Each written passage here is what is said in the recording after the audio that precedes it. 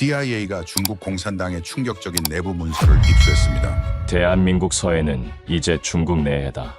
필리핀 스카보로 암초, 베트남 파라셀 군도, 중국이 점령한 17개 섬, 처음엔 작은 구조물이었습니다. 이제는 활주로와 미사일 기지입니다. 한국도 부디 정신 바짝 차리고 대응하길 바랍니다. 미국이 경고한 남중국해 인공섬 전략. 그것이 이제 대한민국 서해로 향하고 있었습니다. 한국, 얘들은 항의만 하다 끝나. 하지만 한국의 예상치 못한 대응에 전 세계가 경악했고 베이징 당국이 새벽 긴급회의를 소집했습니다. 모든 어선 즉시 철수! 증거를 남기지 마라! 도대체 한국이 포착한 결정적 장면은 무엇이었을까요? 중국의 충격적인 서해 침략 계획, 지금 바로 폭로됩니다. 한국 서해에서 뭔가 일어나고 있대. 중국 어선들이 불법 조업한다는데 가서 기사 하나 써줄래?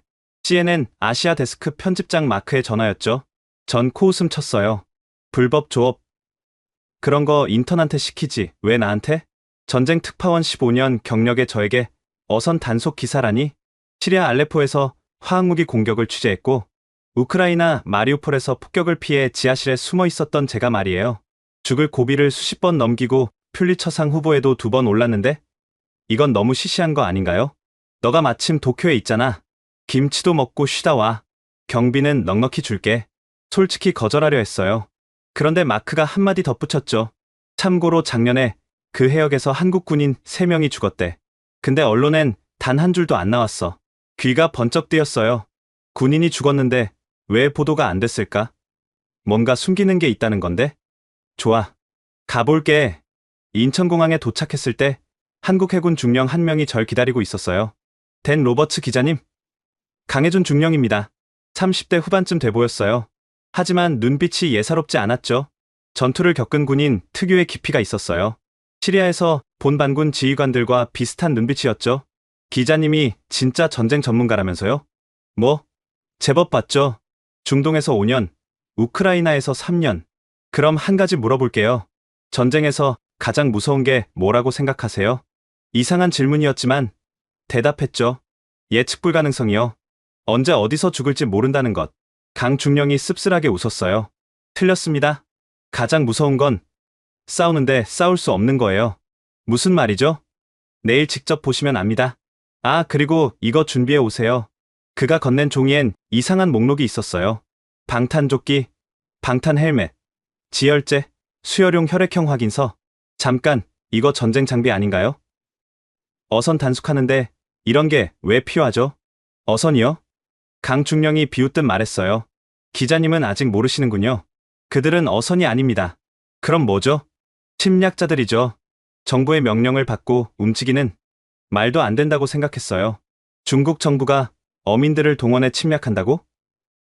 21세기에? 하지만 그의 표정은 진지했어요. 그날 밤 호텔에서 자료를 찾아봤어요. 이상했습니다. 분명 서해에서 충돌이 계속 일어나는데 한국 언론조차 제대로 다루지 않았어요. 단순 조업 분쟁, 어민 간 마찰, 해경 단속 강화, 이런 제목들 뿐이었죠. 마치 약속이라도 한 듯 모두가 조심스럽게 표현하고 있었어요. 하지만 어떤 블로거가 올린 글을 발견했어요. 우리 아버지는 해군입니다. 어제도 다쳐서 왔어요.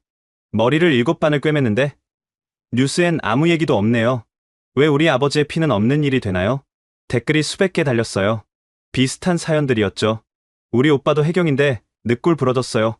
친구가 작년에 순직했는데 언론에 안 나왔어요. 정부는 왜 숨기기만 하죠? 뭔가 큰 일이 벌어지고 있는데 조직적으로 숨기고 있다는 느낌이 들었어요. 기자 본능이 꿈틀거렸죠. 이건 큰 특종이 될 수도 있겠다고. 다음날 새벽 3시, 평택해군기지. 이렇게 일찍요? 네. 중국 선박들은 새벽에 가장 많이 침투합니다.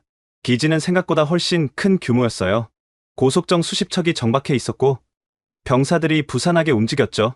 새벽인데도 모두가 깨어 있었어요. 이렇게 많은 배가 다 서해 경계용인가요? 일부입니다. 나머지는 지금 바다에 나가 있어요. 몇 척이나요? 비밀입니다. 하지만 충분하지 않아요. 절대로. 작전실에 들어가자 충격적인 장면이 펼쳐졌어요. 거대한 스크린에 서해 지도가 있었는데 빨간 점이 수백 개 찍혀 있었어요.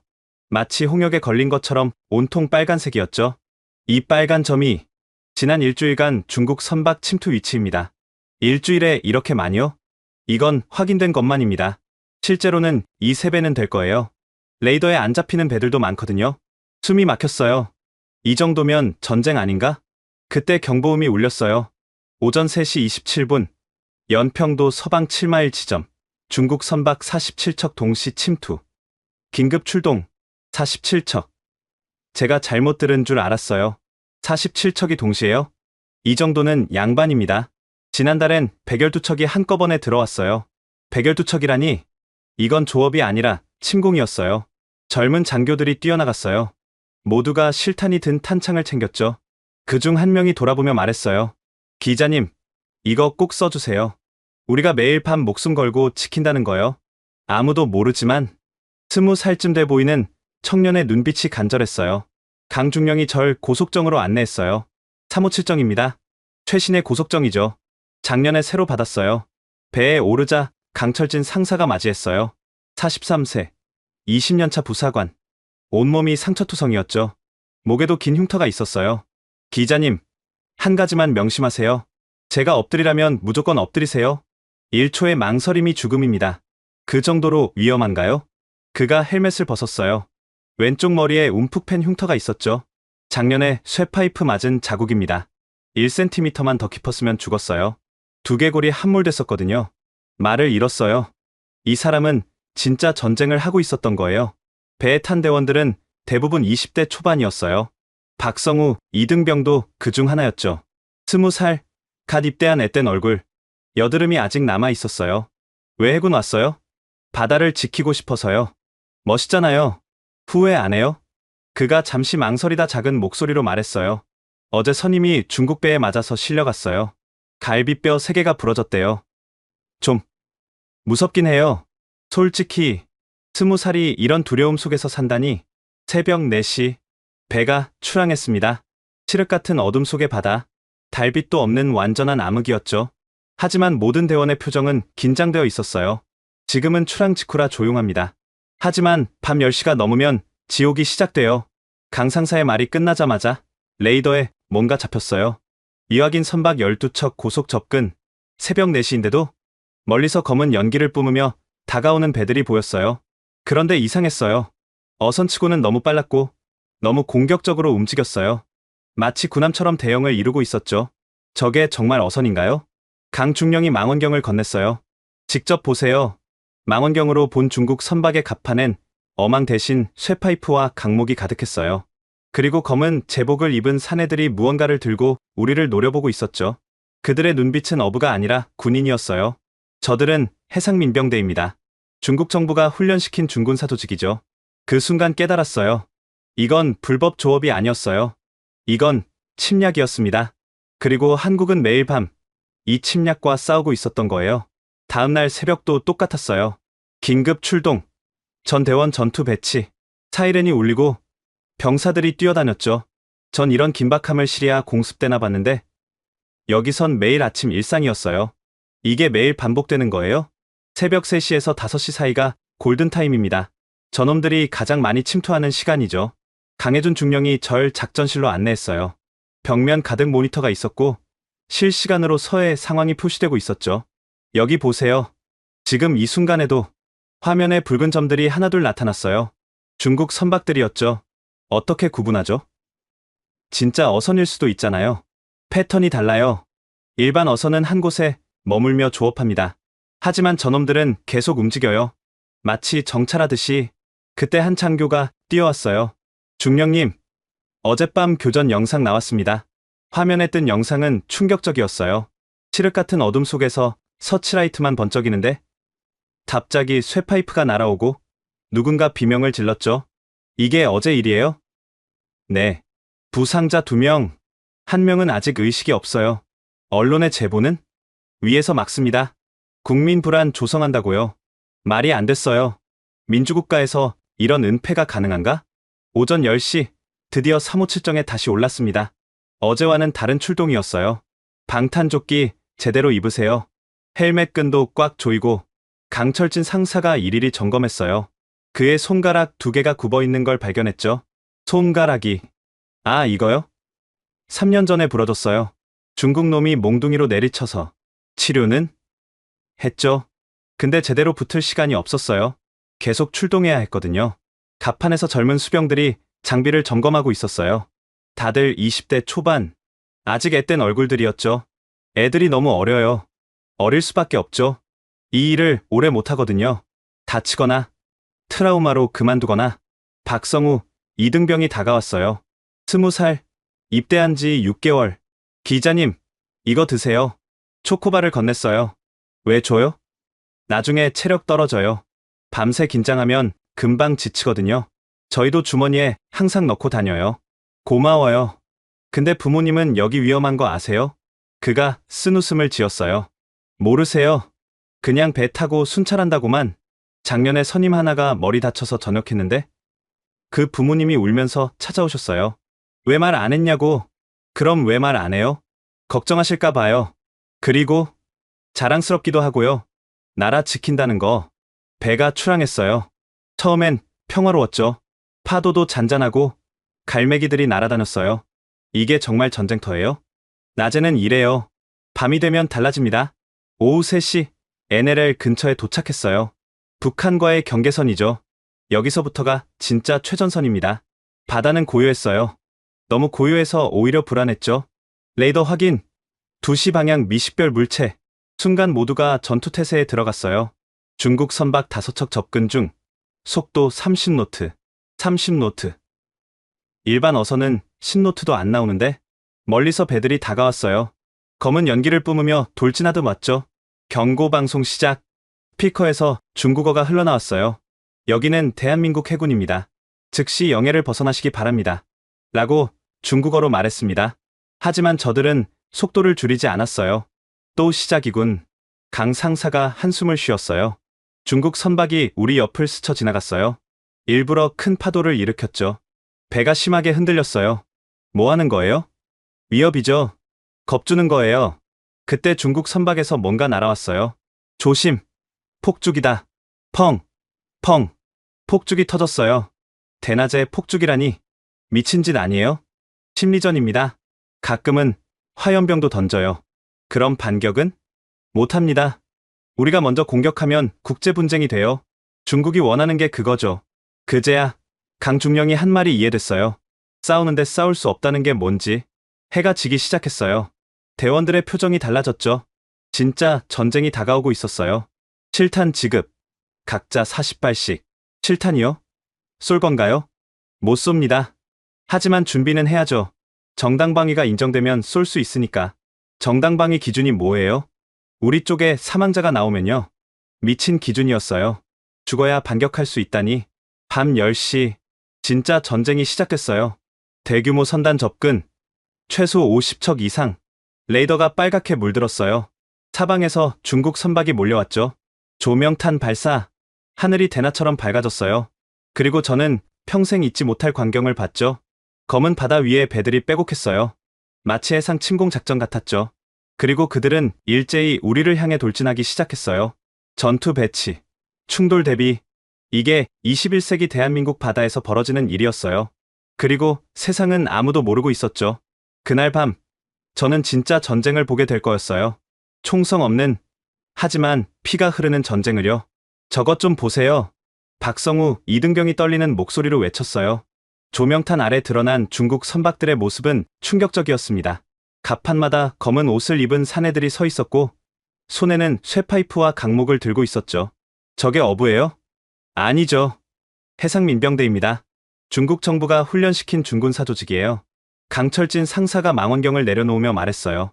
3시 방향. 고속 접근. 중국 선박 하나가 엄청난 속도로 돌진해왔어요. 충각 전술. 배로 들이받으려는 거였죠. 충돌 대비. 전원 난간 잡아. 쿵. 엄청난 충격에 배가 45도로 기울었어요. 제 카메라가 날아갔고 갑판에 있던 장비들이 쏟아졌죠. 손님 괜찮으세요? 강중령이 절 붙잡아줬어요. 그의 손에서 피가 흐르고 있었죠. 중령님이 다쳤잖아요. 이 정도는 아무것도 아닙니다. 진짜는 지금부터예요. 그때였어요. 중국 선박에서 뭔가 날아오기 시작했죠. 쇠파이프다. 엄폐. 창. 창. 쇠파이프가 우리 배 곳곳에 부딪혔어요. 조타실 유리가 깨지고 안테나가 부러졌죠. 왜 가만히 있어요? 반격해야죠. 제가 소리쳤지만 한국 해군은 방패로 막기만 했어요. 못합니다. 명령이 없으면 절대 선제 공격 금지입니다. 지금 공격받고 있잖아요. 그래도 못 쏩니다. 이게 우리의 규칙이에요. 미친 상황이었어요. 적은 마음껏 공격하는데 우리는 막기만 해야 한다니. 6시 방향. 또 온다. 이번엔 세 척이 동시에 접근했어요. 마치 늑대 떼처럼 우리를 포위했죠. 저놈들 조직적으로 움직여요. 무전기에서 다른 고속정들의 비명 같은 교신이 들렸어요. 3호정 피격, 부상자 발생, 3호구정 엔진 고장, 지원 요청, 361정 포위됐다. 탈출 불가. 순간 깨달았어요. 이건 단순한 충돌이 아니라 조직적인 공격이었어요. 저놈들이 우리 교신 듣고 있습니다. 채널 변경. 강 상사가 재빨리 무전기를 조작했어요. 그때 중국 선박에서 이상한 물체를 던졌어요. 그물이다. 스크루 조심. 너무 늦었어요. 그물이 우리 배 스크루에 감겼고 엔진이 멈췄죠. 엔진 정지. 추진력 상실. 우리는 바다 한가운데서 멈춰섰어요. 꼼짝없이 당할 수밖에 없는 상황이었죠. 중국 선박들이 더 가까이 다가왔어요. 이제는 그들의 얼굴까지 보였죠. 조롱하듯 웃고 있었어요. 저놈들, 우리가 못 쏘는 거 다 알고 있어요. 그때였어요. 한 중국인이 뭔가를 겨누었죠. 총이다. 전원 엎드려. 탕. 탕. 실탄이 우리 머리 위로 날아갔어요. 저놈들 실탄 쏴요. 녹화해. 증거 확보. 전 떨리는 손으로 카메라를 들었어요. 그때 날아온 파편이 렌즈를 맞췄죠. 2만 달러짜리 카메라가 박살났어요. 젠장. 괜찮아요? 박성우가 절 걱정했어요. 그런데 그의 헬멧에 금이 가 있었죠. 너 헬멧이... 아, 이거요? 방금 뭔가 맞았어요. 헬멧 아니었으면 20살애가 죽을 뻔했는데도 담담했어요. 무서워요? 익숙해져요. 매일 이러니까. 그때 강중령이 결단을 내렸어요. 더는 못 참겠다. 경고 사격 허가 요청. 본부. 여기는 357정. 실탄 피격 중. 경고 사격 허가 요청. 잠시 후 응답이 왔어요. 불어. 자제하고 철수하라. 부상자가 있습니다. 철수하라. 이상. 강중령의 얼굴이 붉어졌어요. 이런 게. 그가 욕을 삼켰어요. 중령님. 명령 위반하면. 알아요. 하지만 내 부하들이 죽어가는데. 그때 기적 같은 일이 일어났어요. 지원군이다. 해경이 온다. 해경 경비함 세 척이 나타났어요. 그리고 물대포를 쏘기 시작했죠.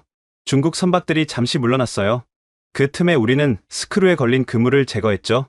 엔진 시동. 후퇴. 우리는 가까스로 빠져나왔어요.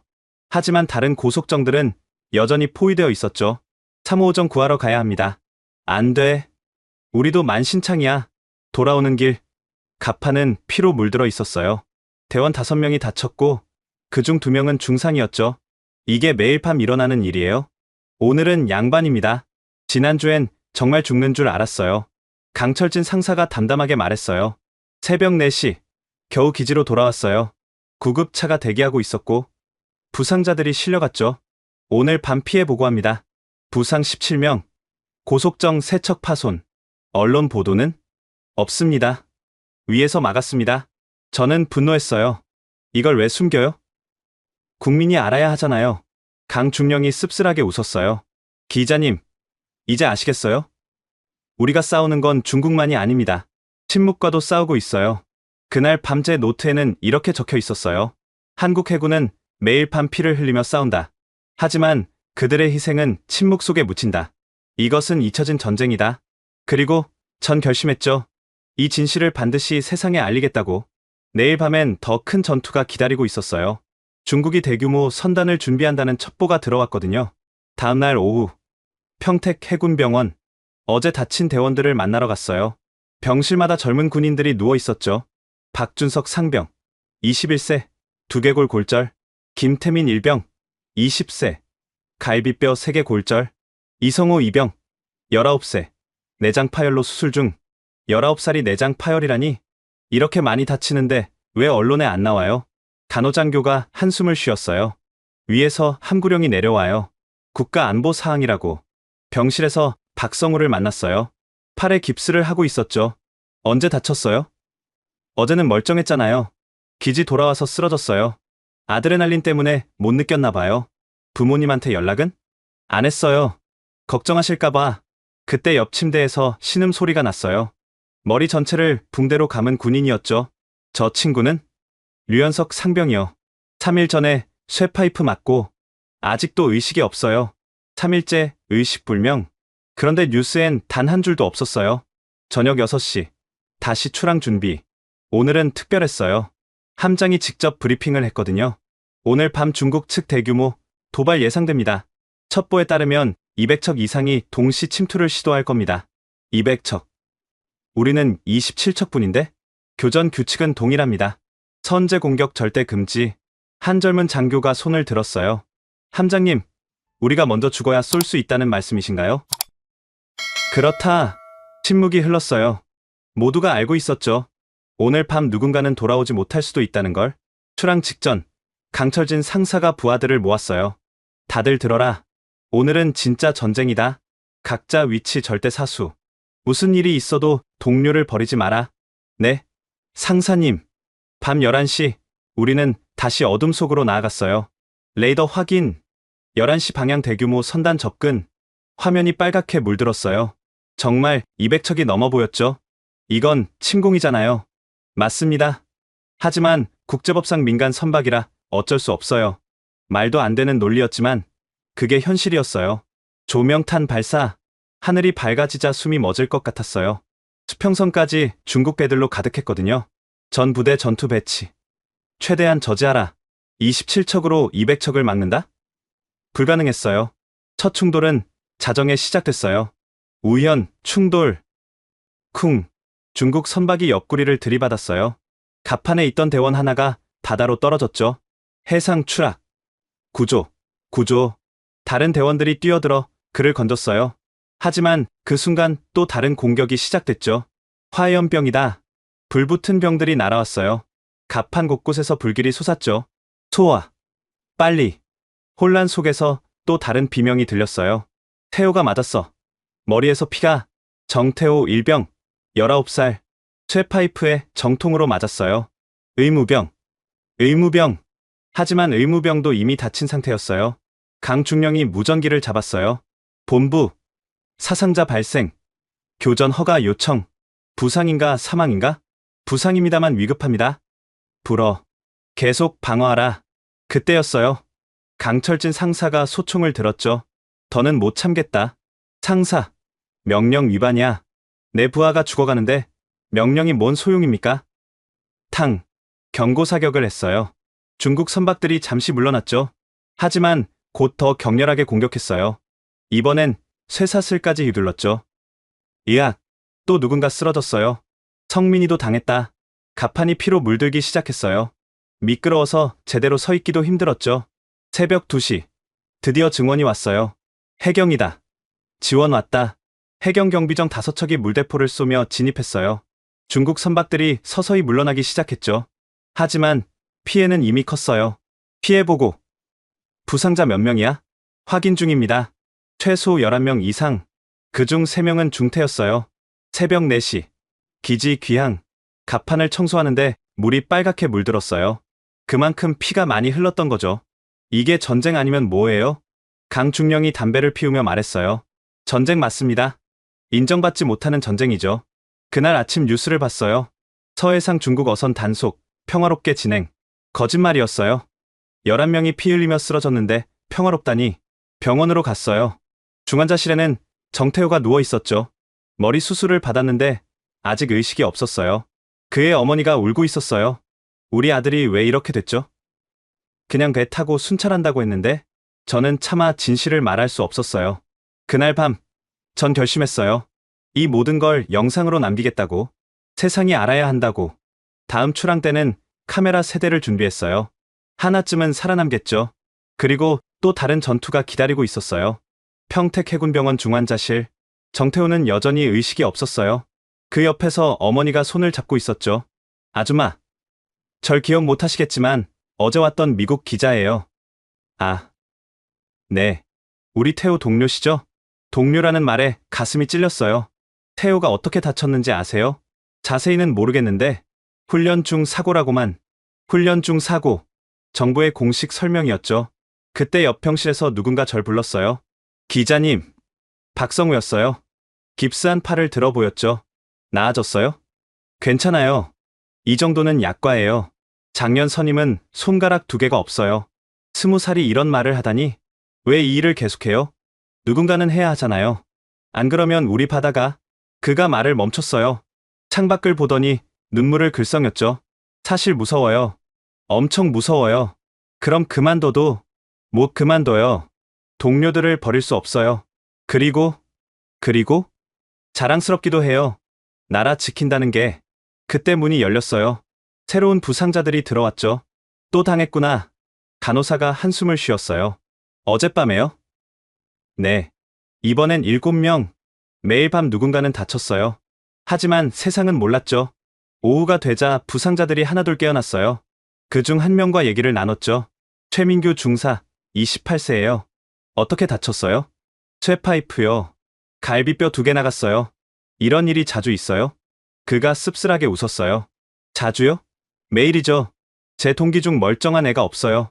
그런데 왜 언론에 안 나와요? 위에서 막아요. 중국 자극하면 경제 보복한다고. 우리 목숨보다 돈이 중요한가 봐요. 그의 말에 화가 났어요. 병실을 나오는데 복도에서 해군 장교들이 모여 있었어요. 오늘 밤도 출동이야? 응. 또 200척 온대. 미치겠네. 우리는 몇 척이야? 25척. 3호정이랑 3호구정은 수리 중이라 25척으로 200척을 상대한다. 저녁 다시 출항 준비. 이번엔 특별한 장비를 받았어요. 이게 뭐예요? 야간 투시경이요. 오늘은 칠흑 작전이래요. 칠흑 작전? 모든 불을 끄고 기습하는 거예요. 불을 끄고 어둠 속에서 싸운다니. 출항 전 강철진 상사가 훈시했어요. 오늘은 특별하다. 상부에서 드디어 제한적 대응을 허가했다. 진짜요? 그래. 생명의 위협을 느끼면 자위권 발동 가능하다. 드디어 반격이 가능해진 거였어요. 밤 10시. 출항. 모든 불이 꺼졌어요. 칠흑 같은 어둠 속을 나아갔죠. 적외선 탐지. 9시 방향 열신호 다수. 야간 투시경으로 보니 중국 선박들이 보였어요. 그들은 우리를 못 본 채 지나갔죠. 이제 우리가 유령이 되는 거예요. 자정. 기습 시작. 지금이다. 포위하라. 우리가 갑자기 나타나자 중국 선박들이 당황했어요. 서치라이트 온. 강력한 빛이 그들을 비췄어요. 처음으로 우리가 우위를 점했죠. 하지만 그것도 잠시. 저놈들 총 쏜다. 탕. 실탄이 날아왔어요. 반격 허가. 자위권 발동. 탕. 우리도 경고 사격을 했어요. 중국 선박들이 놀라 흩어졌죠. 됐다. 저놈들 도망간다. 순간의 승리감이었어요. 그때 비명이 들렸어요. 재혁이가 맞았어. 김재혁 일병. 19살. 총에 맞았어요. 다행히 방탄조끼 덕에 살았지만 충격으로 기절했죠. 또 19살이야. 새벽 3시. 전투 종료. 오늘은 이겼어요. 중국 선박 18척을 쫓아냈고 3척을 납포했죠. 하지만 대가가 컸어요. 부상자 9명. 그중 2명 중상. 돌아오는 길 김재혁이 깨어났어요. 살았어? 응. 근데 아파. 당연히 아프지. 총 맞았는데. 그가 웃었어요. 19살이 총 맞고도 웃었어요. 그래도 자랑스러워요. 나라 지켰잖아요. 그때 그가 울기 시작했어요. 근데 엄마한테 뭐라고 해요? 훈련 중 넘어졌다고? 엄마가 알면 난리 날 텐데. 20살도 안 된 애들이 목숨 걸고 싸우면서도 부모 걱정을 했어요. 기지에 도착하니 구급차가 줄지어 있었어요. 그날 밤 다친 사람이 우리 배만이 아니었던 거죠. 오늘 총 피해가? 부상 31명. 그중 5명 중태. 31명. 하루밤에 31명이 다쳤어요. 다음날 뉴스. 서해평온. 어업활동 정상. 거짓말. 전부 거짓말이었어요. 병원에 갔어요. 김재혁의 병실로. 괜찮아? 네. 근데 엄마한테 전화 왔어요. 뭐래? 왜 목소리가 이상하냐고. 감기 걸렸다고 했어요. 총 맞고 감기라고 거짓말하는 19살. 그날 밤 전 일기에 썼어요. 대한민국은 10대 후반, 20대 초반 청년들의 피로 지켜지고 있다. 그들은 매일 밤 목숨을 걸고 싸운다. 하지만 그들의 희생은 침묵 속에 묻힌다. 이것이 정의인가? 서울, 국방부 청사, 취재를 위해 찾아갔지만 문전박대 당했어요. 서해 충돌 관련 자료를 보고 싶습니다. 보안 사항입니다. 공개 불가능합니다. 사람이 다치고 있어요. 국민이 알 권리가 있잖아요. 기자님, 국익을 생각하세요. 국익. 그들이 항상 꺼내는 카드였죠. 그때 한 고위 장교가 절 따로 불렀어요. 커피나 한잔 하시죠. 국방부 근처 조용한 카페. 전 김현태 준장입니다. 된 기자 맞으시죠? 네. 어떻게 절? 강혜준 중령한테 들었습니다. 열심히 취재하신다고. 그는 서류 봉투를 건넸어요. 이게 뭐죠? 진실입니다. 하지만 공식적으로는 없는 자료예요. 봉투를 열자 충격적인 내용이 있었어요. 서해 교전 피해 현황. 사망 11명, 중상 156명, 경상 892명, 함정 파손 47건, 추정 피해액 2,800억 원, 5년간 1,000명이 넘게 다쳤다니. 이게 진짜예요? 진짜입니다. 그리고 이건 빙산의 일각이에요. 왜 숨기죠? 김 준장이 한숨을 쉬었어요. 중국이 우리 경제의 25%를 쥐고 있어요. 자극하면 보복합니다. 그래서 군인들 목숨을 포기한다? 포기가 아니라 감춘다는 거죠. 역겨웠어요. 언론은요? 외보도 안 해요. 압력이 있어요. 광고 끊기고, 취재원 막히고, 그래서 다들 침묵하죠. 그가 또 다른 문서를 보여줬어요. 중국 해상민병대 현황, 추정 인원 20만 명, 무장 선박 3,000척, 연간 침투만 5,000회, 20만 명이요? 네. 정규군 규모예요. 어민으로 위장한 군대죠. 이걸 왜 국제사회에 알리지 않아요? 알렸어요. 하지만 중국이 부인하면 끝이에요. 증거가 있어도 소용없죠. 그때 그의 휴대폰이 울렸어요. 네. 알겠습니다. 전화를 끊더니 급하게 일어났어요. 가봐야겠네요. 또 사고 났대요. 어디서요? 백령도요. 이번엔 심각하대요. 저도 따라갔어요. 인천해군 작전사령부. 들어가자마자 긴장감이 느껴졌어요. 모두가 뛰어다녔죠. 백령도 피해 상황. 고속정 2척 대파. 한 척 침몰 위기. 침몰? 사상자는? 확인 중. 최소 15명 이상 부상. 대형 스크린에 현장 영상이 떴어요. 한국 고속정이 기울어져 있었고 주변에 중국 선박 수십 척이 포위하고 있었어요. 저놈들 일부러 침몰시키려 해요. 구조 신호 보냈어? 주변 함정이 가고 있습니다만 중국 배들이 막고 있어요. 그때 통신이 들어왔어요. 여기는 357정. 침수 중. 긴급 지원 요청. 357정. 제가 탔던 배였어요. 강철진 상사. 제가 외쳤어요. 기자님이 왜? 김 준장이 놀랐어요. 저 배에 제가 아는 사람들이 있어요. 화면을 보니 357정이 45도로 기울어져 있었어요. 전원 퇴함 명령. 대원들이 바다로 뛰어들었어요. 하지만 중국 선박들이 그들을 건지지 못하게 방해했죠. 저놈들 일부러 죽이려 해. 실사격 허가 요청. 안 돼. 국제 문제 된다. 그 순간 기적이 일어났어요. 다른 고속정들이 몸을 던져 중국 선박을 밀어냈어요. 충각 대충각. 미쳤어. 자기들도 부서진다고. 하지만 그들은 멈추지 않았어요. 동료를 구하기 위해 자신의 배를 희생했죠. 2시간 후 상황 종료. 357정 승조원 전원 구조 완료. 안도의 한숨이 나왔어요. 하지만 피해는 컸어요. 고속정 3척 대파. 부상 23명. 그중 5명 위독. 그날 저녁 기자회견이 있었어요. 국방부 대변인이 나왔죠. 오늘 백령도 인근에서 단순 충돌 사고가 있었습니다. 인명 피해는 경미합니다. 거짓말. 전 손을 들었어요. 23명이 다쳤는데 경미하다고요? 어떻게 그 숫자를 357정이 거의 침몰했어요. 기자님, 자제하세요. 확인 안 된 사실로. 영상 있어요. 제가 휴대폰을 들었어요. 몰래 찍은 영상이었죠. 장내가 술렁였어요. 회견 종료합니다. 대변인이 황급히 자리를 떴어요. 그날 밤, 제 호텔로 전화가 왔어요. 된 기자님? 취재 중단하시는 게 좋을 겁니다. 누구세요?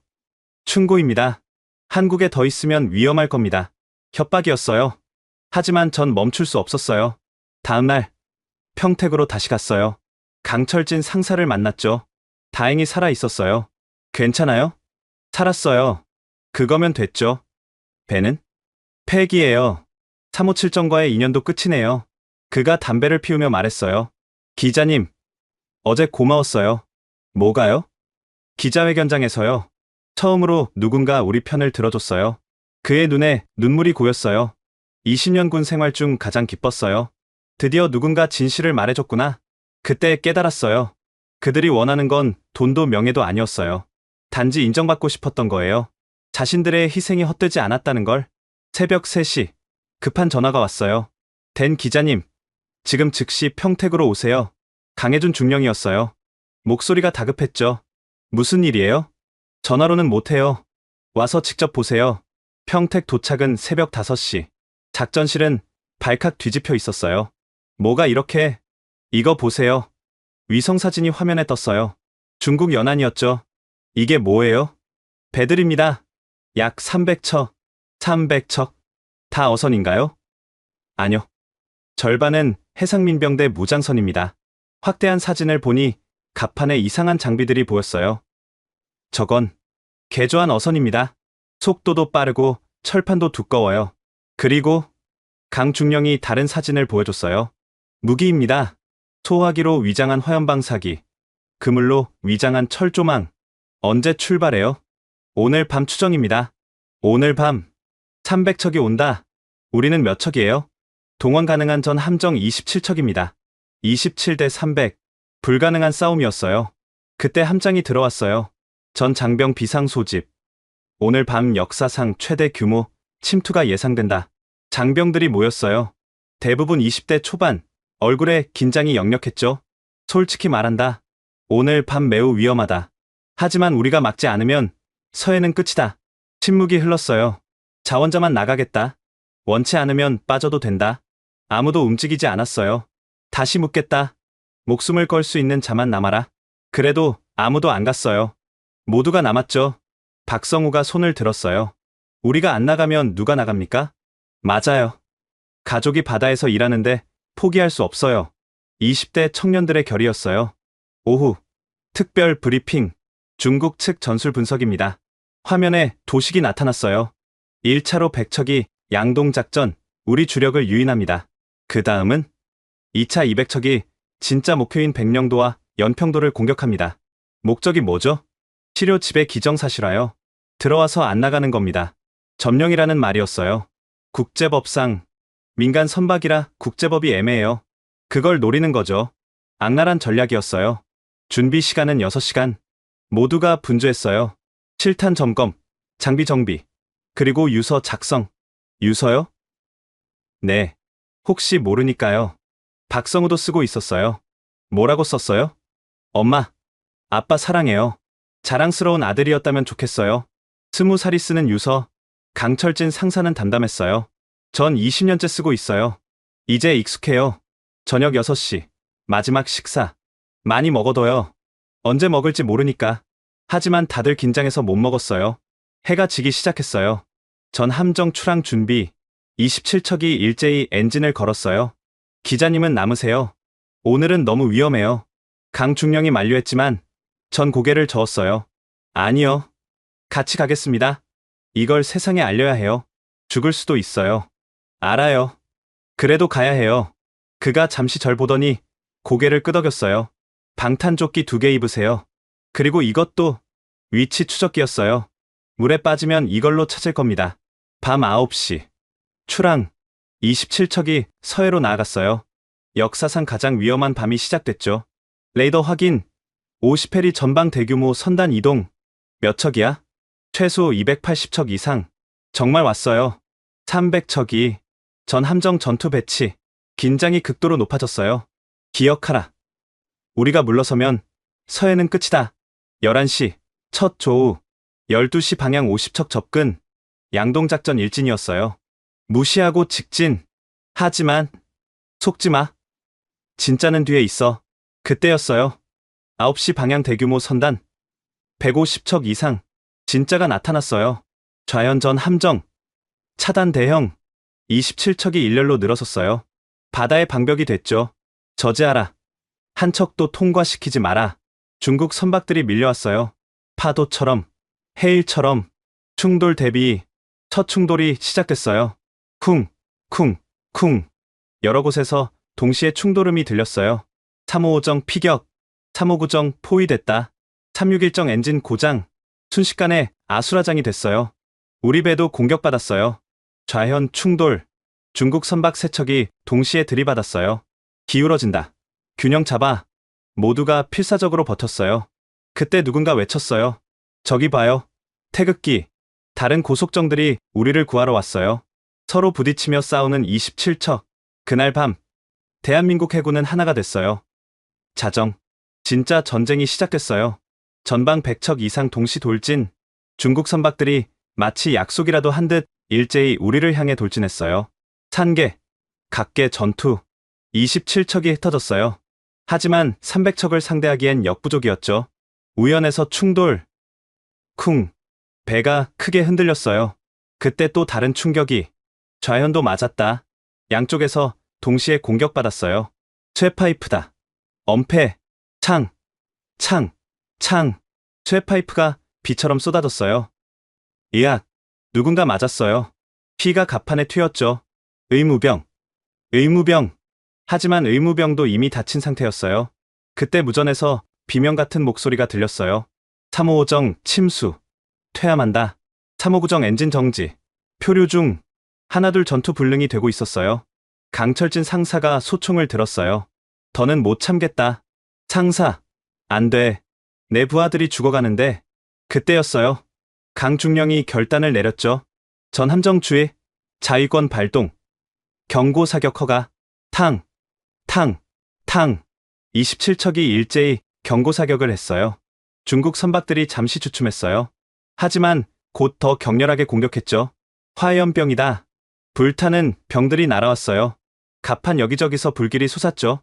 소화. 빨리. 혼란 속에서 또 다른 위기가. 어뢰 발견. 아니 어뢰 비슷한 거. 중국 선박에서 이상한 물체를 던졌어요. 콱쾅. 폭발음과 함께 물기둥이 솟았어요. 사제 폭탄이야. 이제는 폭발물까지 사용하는 거였어요. 본부. 실전입니다. 지원 요청. 하지만 응답은 차가웠어요. 자체 해결하라. 증언 불가. 사상자가 속출하고 있습니다. 녹화하라. 증거 확보가 우선이다. 증거? 사람이 죽어가는데? 그 순간 옆에 있던 고속정에서 폭발이 일어났어요. 361정이다. 361정에 불이 났어. 화염에 휩싸인 361정.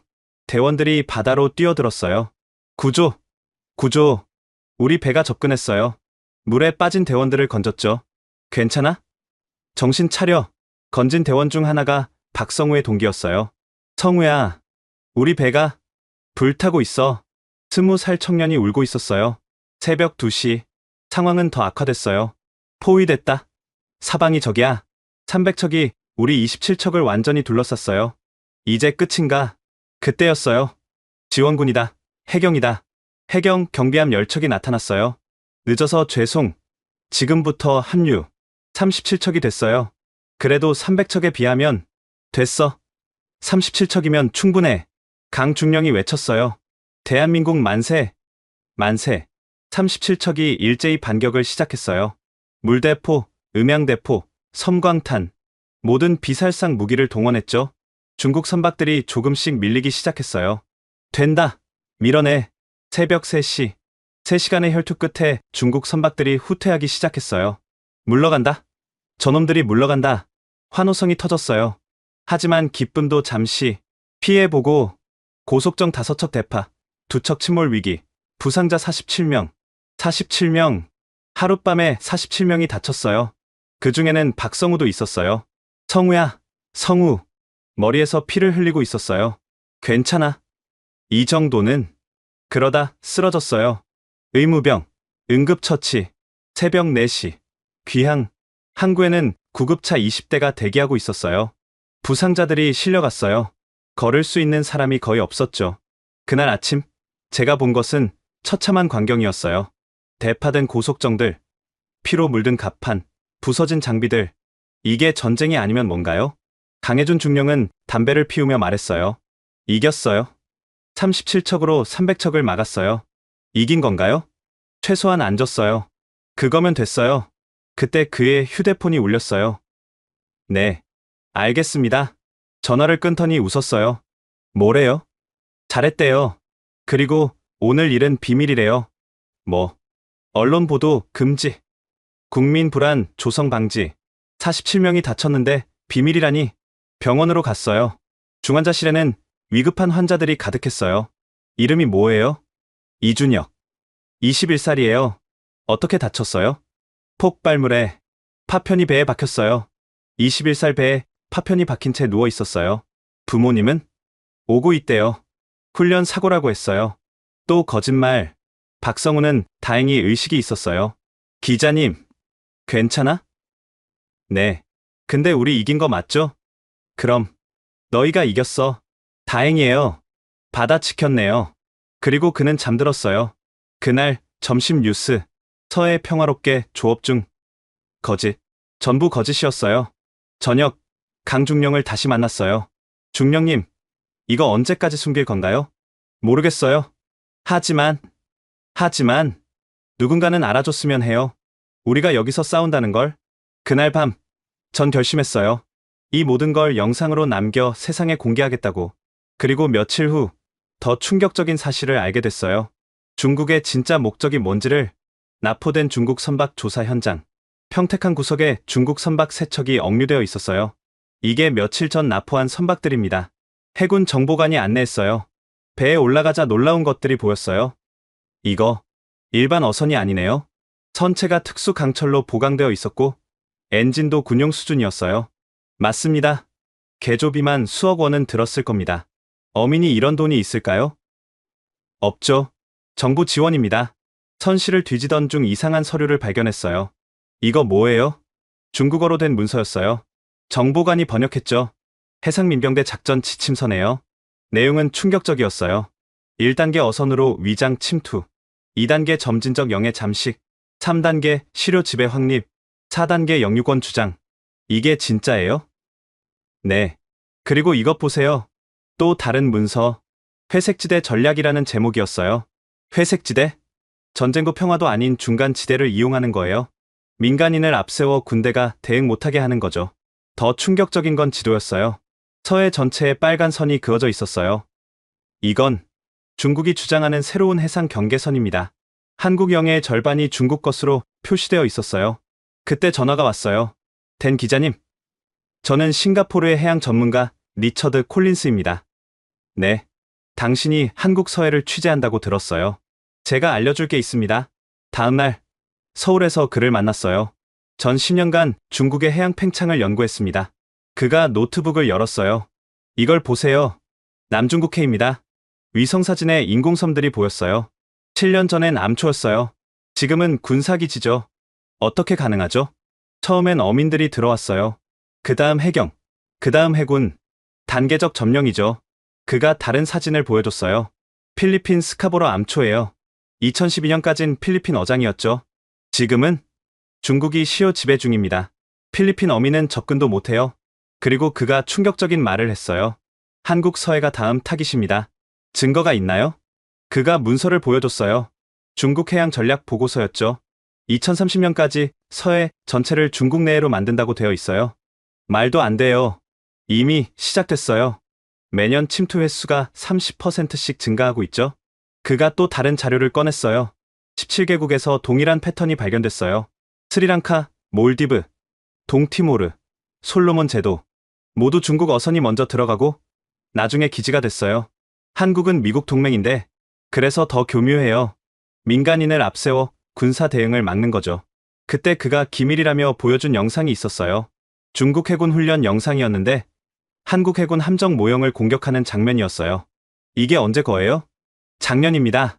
그들은 이미 전쟁 연습을 하고 있어요. 평택으로 돌아와 강해준 중령에게 이 사실을 알렸어요. 알고 있었어요. 알고 있었다고요? 네. 하지만 뭘 할 수가 없어요. 왜요? 정치죠. 경제가 걸려 있으니까. 그가 금고에서 파일을 꺼냈어요. 이게 뭐예요? 5년간 서해 침투 데이터예요. 그래프는 충격적이었어요. 매년 기하급수적으로 증가하고 있었죠. 이대로면 3년 안에 서해를 잃어요. 그날 밤 또 다른 제보자를 만났어요.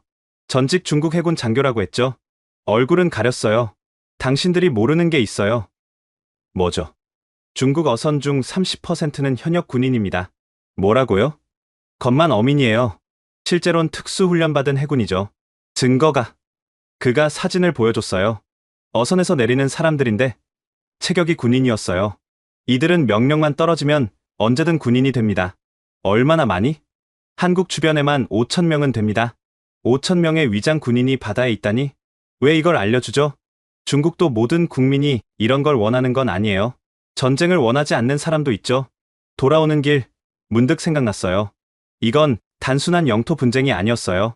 거대한 제국이 작은 나라를 서서히 집어삼키는 과정이었죠. 그리고 한국은 그 최전선에 있었어요.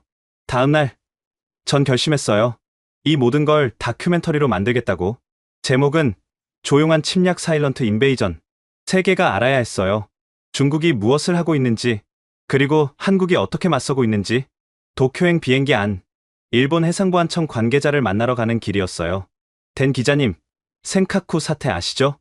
야마모토 전 해상보안청 차장이었어요. 중국이 매일 침입한다고 들었어요. 매일이 아니라 매 시간이에요. 그가 보여준 자료는 충격적이었어요. 작년 한 해 중국 선박 침투 횟수가 12,000회예요. 경비는? 포기 상태예요. 너무 많아서 막을 수가 없어요. 그가 한숨을 쉬었어요. 10년 전엔 우리 바다였어요. 지금은 사실상 중국이 지배하죠. 필리핀 마닐라. 또 다른 증언을 듣기 위해 찾아갔어요. 우리는 이미 졌어요. 필리핀 해군 퇴역 제도 코세 델가도였어요. 카보로 암초를 완전히 잃었어요. 어민 2만 명이 생계를 잃었죠. 국제 재판은? 이겼어요. 하지만 중국이 무시하면 그만이에요. 그가 지도를 펼쳤어요. 여기, 여기, 여기. 다 우리 어장이었어요. 지금은 중국 해군이 지키고 있죠. 어떻게 시작됐어요? 한국이랑 똑같아요. 처음엔 어선 몇 척, 그 다음엔 수백 척, 그리고 해군, 베트남, 다낭.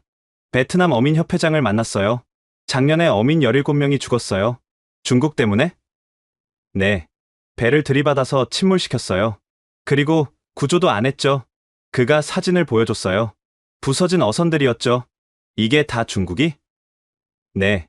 하지만 우리 정부는 침묵해요. 중국이 최대 무역국이니까. 인도네시아, 자카르타. 우리는 강경 대응했어요. 인도네시아 해양수산부 장관이었어요. 중국 어선 500척을 폭파했죠. 효과가 있었나요? 일시적이었어요. 더 많이 옵니다. 그리고 이제는 무장하고 와요. 말레이시아, 브루나이, 태국. 모든 나라가 같은 고통을 겪고 있었어요. 스리랑카, 콜롬보. 여기서 가장 충격적인 사실을 알게 됐어요. 한반토타 항구 아시죠? 스리랑카 전 해군 참모총장이었어요. 중국에 99년 임대했잖아요. 그게 시작이었어요. 처음엔 어선 지원이라고 했죠. 그 다음은 빚더미에 올려놓고 항구를 빼앗았어요. 이제 군항이 될 겁니다. 그가 문서를 보여줬어요. 이거 보세요. 1대1로라고 포장하지만 실제론 군사기지 건설이에요. 파키스탄, 방글라데시, 미얀마, 캄보디아 모두 같은 패턴이었어요. 경제 지원, 부채, 항구 장악, 군사 기지화. 이걸 진주 목걸이 전략이라고 해요. 인도 해군 전략가가 설명했어요. 인도양을 중국 해군 기지로 둘러싸는 거죠. 한국은 더 중요해요. 미국의 최전선이니까. 그래서 더 교묘하게 접근하죠. 서울로 돌아와 이 모든 자료를 정리했어요. 17개국, 동일한 패턴. 중국의 해양 제국 건설 프로젝트였어요. 그리고 한국은 가장 중요한 타깃이었죠. 강해준 중령에게 이 사실을 보고했어요. 17개국이 당하고 있어요. 알아요. 하지만 우리는 다릅니다. 뭐가 다르죠? 우리는 싸우고 있어요. 매일 밤 목숨 걸고. 그것만으로 충분할까요? 그가 잠시 생각하더니 말했어요. 충분하지 않아요. 그래서 당신이 필요한 거예요. 저요. 세계가 알아야 해요. 중국이 뭘 하는지, 우리가 어떻게 맞서는지. 그날 밤, 전 결심했어요. 단순한 기사가 아니라 대형 다큐멘터리를 만들겠다고. 제목은 정했어요. 회색지대 전쟁 더 그레이 존 워. 그리고 며칠 후 드디어 촬영을 시작했어요. 2TB 분량의 영상, 피와 눈물로 기록된 진실이었죠. 하지만 이게 끝이 아니었어요. 중국의 반격이 시작됐거든요. SNS에 영상을 올린 지 24시간. 조회수 100만 돌파. 조용한 침략. 대한민국 서해 실상. 댓글이 폭주했어요. 이게 진짜야? 왜 언론은 안 다뤄? 한국 해군 대단하다. 중국 진짜 무섭네. 48시간 후. 조회수 1000만. 그때부터 일이 커지기 시작했어요. CNN이 전화했어요. 댄, 이거 진짜야? 확인됐어? 모든 영상이 진짜예요. 날짜, 장소 다 있어요. 메인 뉴스로 다룬다. 당장 인터뷰하자. BBC, 로이터, AP통신, 전 세계 언론이 연락했어요. 하지만 중국의 반격도 시작됐죠. 가짜 뉴스다. 조작된 영상이다. 한국의 선전이다. 중국 외교부 대변인이 나섰어요. 일부 세력이 중국 어민을 악마화하고 있다. 우리는 평화적 조언만 한다. 하지만 증거는 명확했어요. 일주일 후 유엔 안보리 긴급회의, 한국 서해 상황을 논의하겠습니다. 미국 대표가 발언했어요. 이는 명백한 주권 침해다. 중국은 즉각 중단해야 한다. 일본, 호주, 인도가 지지했어요. 우리도 같은 피해를 보고 있다. 하지만 중국은 부인했죠. 민간 어선일 뿐이다. 정부와 무관하다. 그때 제가 증거를 제출했어요. 납포된 중국 선박에서 발견한 문서들, 해상민병대 작전 지침서, 안보리가 술렁였어요. 2주일 후 미 의회 청문회, 댄 로버츠 기자를 증인으로 모셨습니다. 제가 증언석에 섰어요. 의원님들, 이것은 단순한 영토 분쟁이 아닙니다. 21세기 새로운 형태의 침략입니다. 영상을 보여줬어요.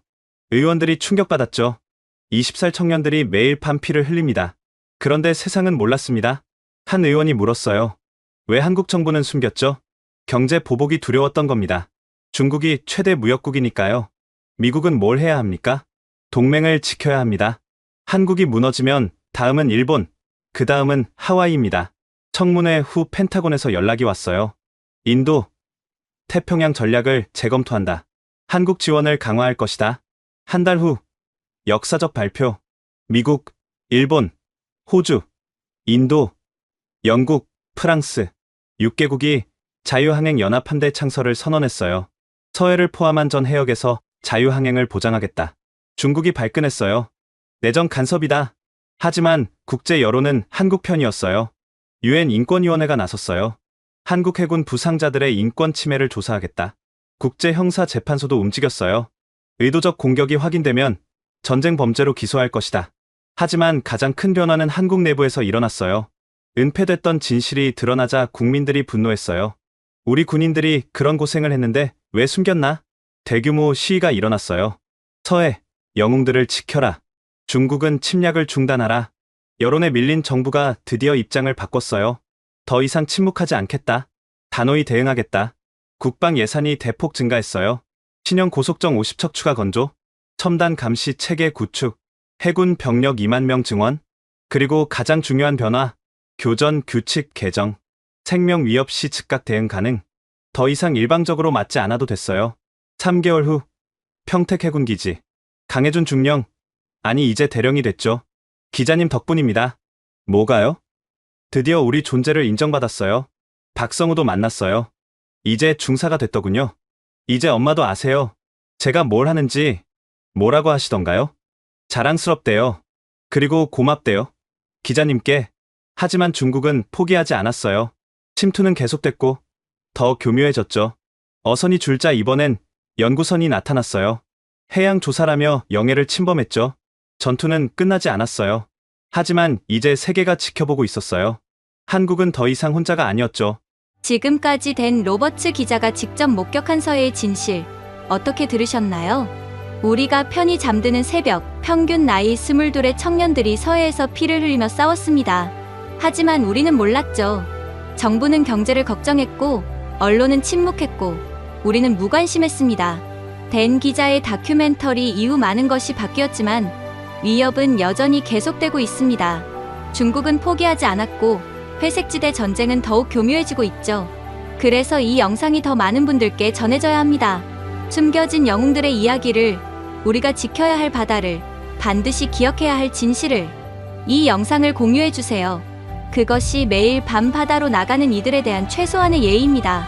좋아요와 구독으로 더 많은 진실이 세상에 알려질 수 있도록 함께해주세요. 우리가 편히 잠들 수 있는 건 누군가 대신 깨어있기 때문입니다. 지금까지 코리아 원더풀이었습니다. 감사합니다. 감사합니다. 감사합니다. 감사합니다. 감사합니다.